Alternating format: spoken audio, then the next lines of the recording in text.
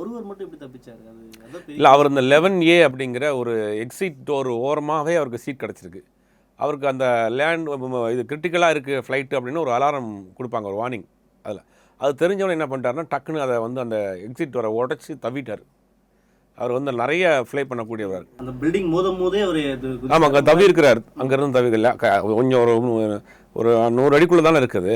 டக்குன்னு அதில் வந்து குதிச்சிட்டார். அப்படி ஓப்பன் பண்ணி உடச்சி நடந்து போயிருக்காரு. அவருக்கு ஒன்றும் வில் பவர் ஆள் பார்த்தா நல்லா ஒரு ஜிம் பாடியாக இருக்கிறார், ஸ்ட்ராங்கான ஆளாக இருக்கிறாரு. அவர் அடிக்கடி ஃப்ளை பண்ணுறவராக இருக்கிறாரு. அவர் பிரிட்டிஷ் சிட்டிசன், இந்தியனாக இருந்தாலும் பிரிட்டிஷ் சிட்டிசன்ஷிப் வாங்கியிருக்கிறாரு.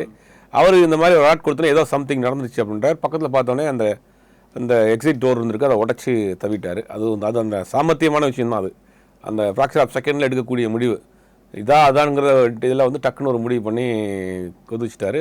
அவருக்கு நல்லா இருக்கிறார். அவருக்கு ட்ரீட்மெண்ட் போயிட்டுருக்கு. மீதி எல்லாருமே அங்கே அதில் பயணம் பண்ண எல்லாருமே இறந்து போயிட்டாங்க. குஜராத்தினுடைய முன்னாள் முதலமைச்சர் விஜய் ரூபானிங்கிறவங்களும் அவரும் இறந்துருக்கிறாரு.